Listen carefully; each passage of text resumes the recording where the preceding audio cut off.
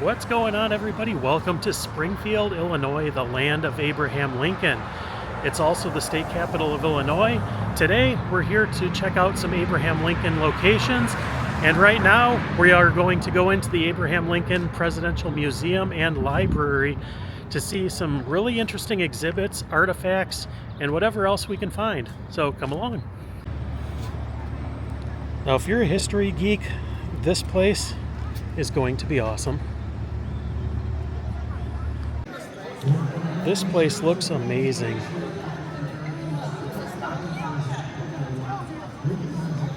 Looks like lots of different exhibits.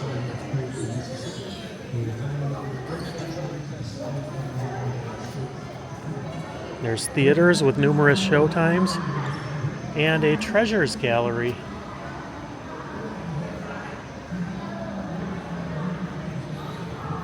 We'll spend a little time going through the exhibits, and I'll take video where I can. It looks like in the treasure gallery, photos are not allowed, but I will ask and see.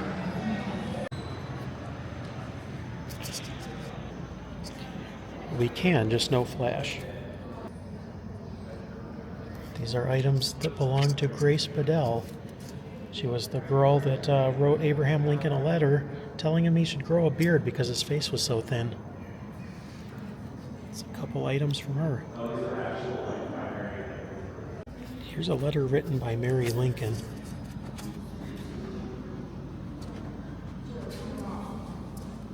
To her friend Elizabeth Keckley. Signed right down there. It's pretty neat. And in the middle of the room, they have a giant vault with relics that differ every time you come.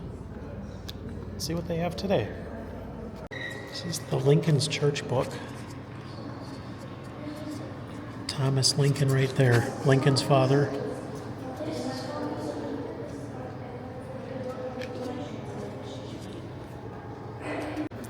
This is interesting.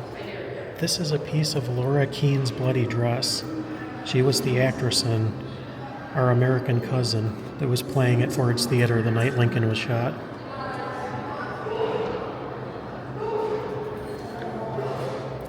Show you this in case you want to pause it and read it.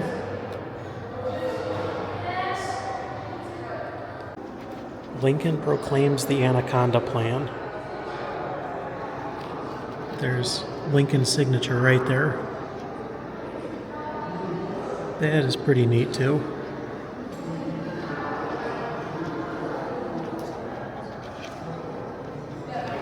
And if you come here, be prepared to be very patient because there are a lot of kids on field trips and everything else here. So sometimes the wait to see things can be a little bit long, but it's worth the wait.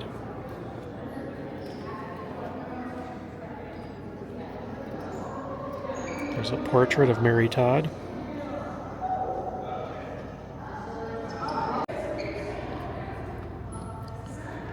Exit the treasure room to a giant bust of Abe.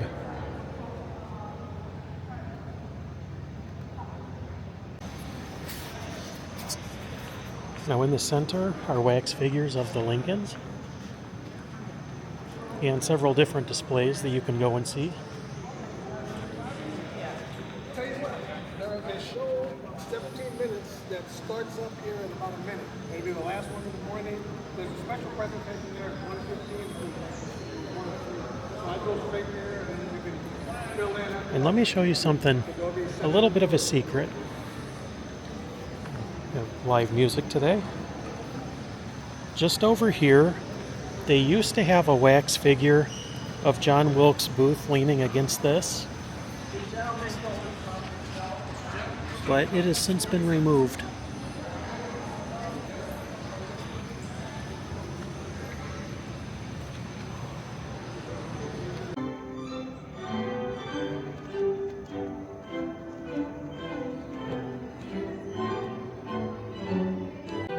Some of the fashions of the day.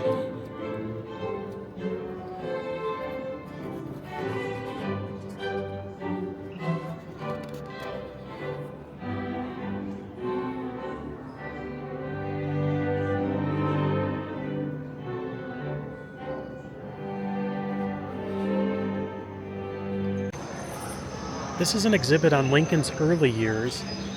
You can walk around here and go into a recreation of a cabin like Lincoln would have been raised in.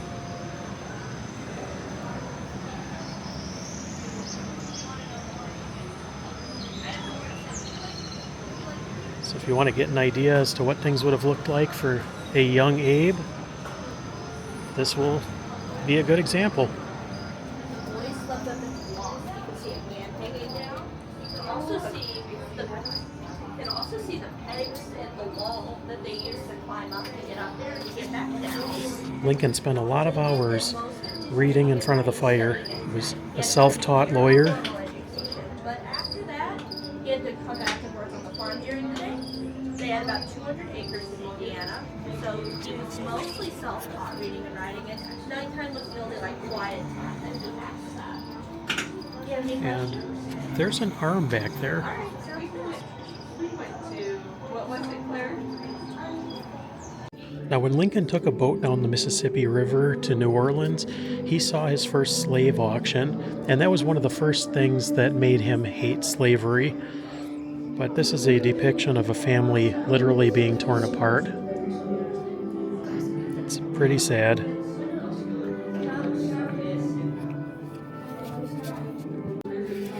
And here's what a general store would have looked like back then. You know, not all the frozen food and all the stuff that we had today, just the basics. They had linens and flour and just basic supplies. Much, much different than today.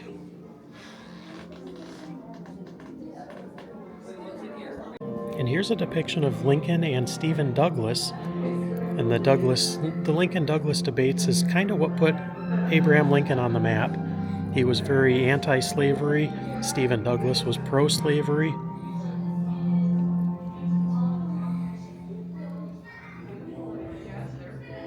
Here's a book that was owned by Robert Todd Lincoln, son of Abraham Lincoln, the only one who made it to adulthood.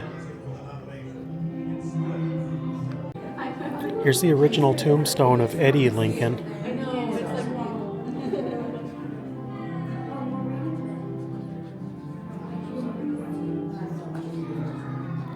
Eddie now laid to rest in the Lincoln family tomb.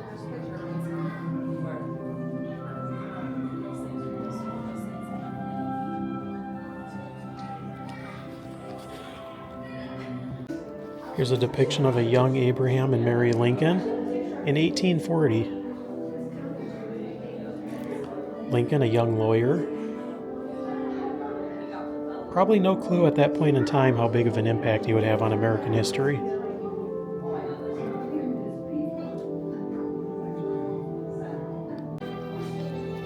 And here is a compass and sundial owned by Abraham Lincoln's grandfather. 1744 to 1786. Here's a recreation of the Lincoln Herndon law offices when Lincoln was a young lawyer. He used to have his kids in the law office and they would raise havoc, throwing pens, throwing papers all over the place. Really upset Lincoln's law partner, William Herndon. He absolutely hated this.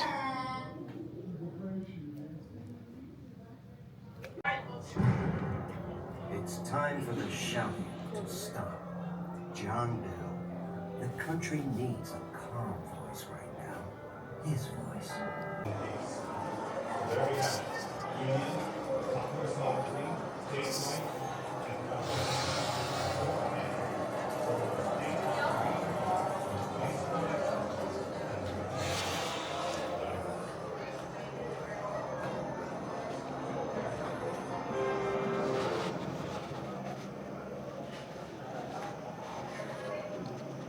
On to the White House.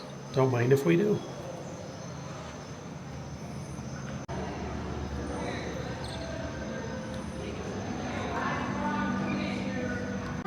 This is Fort Sumter, April 12th, 1861.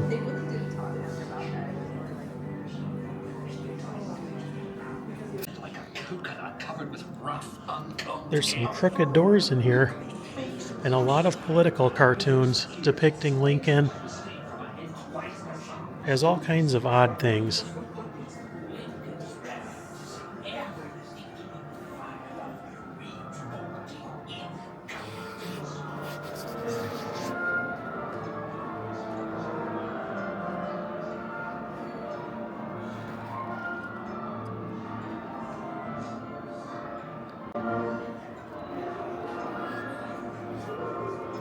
Lincoln's son Willie passed away in the White House in 1862.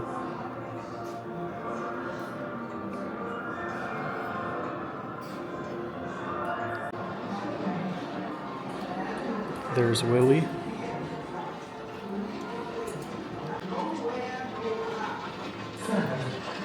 Here's Mary. It was never quite the same after that.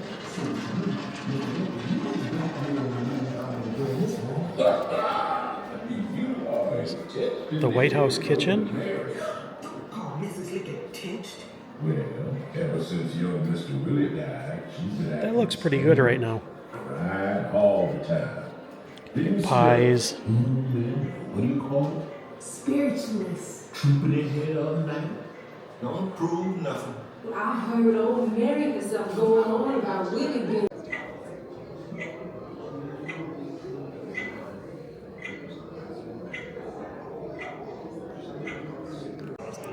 Here's a depiction of when Lincoln was trying to abolish slavery. It was a very unpopular opinion at the time.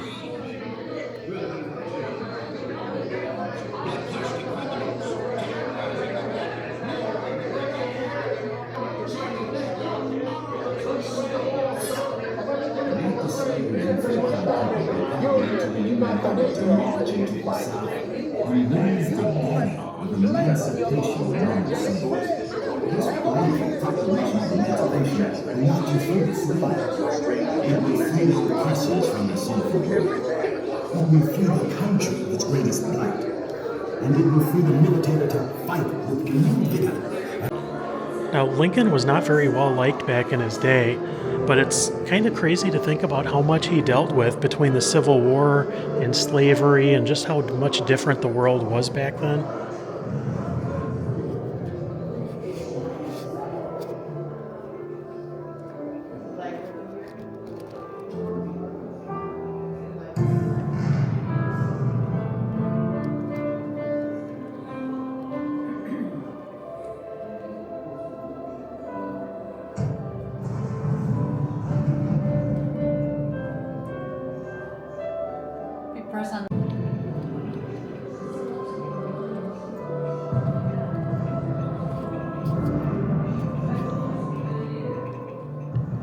It's kind of crazy, too, to think about how much he aged during just the years of his presidency. This was 1860 when he was elected. And here's through the years. Looked like he aged about 20 years during his presidency. And here's a cast of his face in 1860 and what his face looked like in 1865. The war really aged him. You can certainly understand why.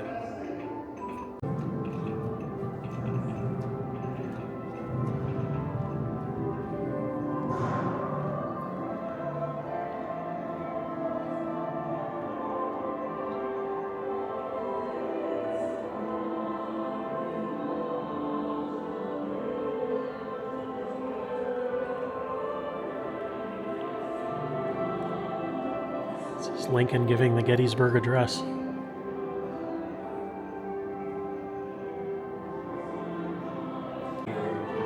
He was re-elected for a second term. And it's showing celebration here, right before heading into Ford's Theater.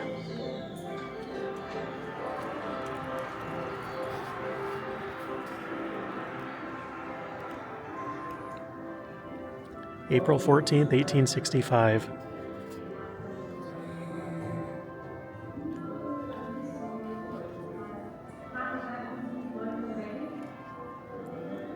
John Wilkes Booth up there.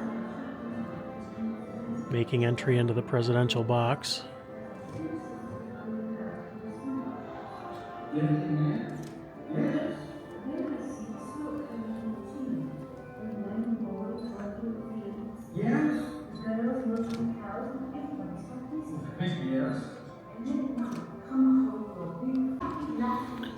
Now, Lincoln didn't actually die in the theater. They didn't want him to. They knew the wound was mortal, and they ended up taking him across the street to the Peterson boarding house. They have a recreation of the state funeral in here. The funeral train stopped in numerous cities.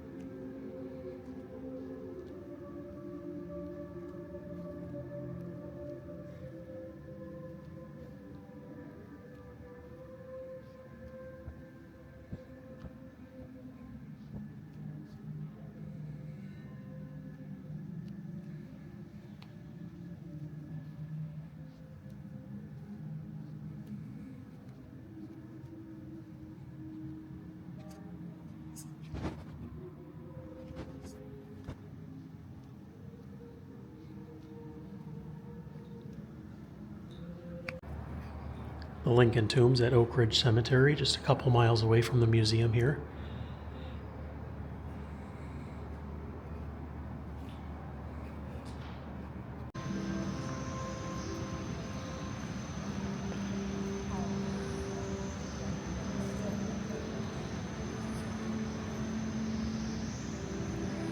I hope you enjoyed this tour of the Abraham Lincoln Presidential Library and Museum. Thanks so much for watching, and we'll catch you on the next one. Take care.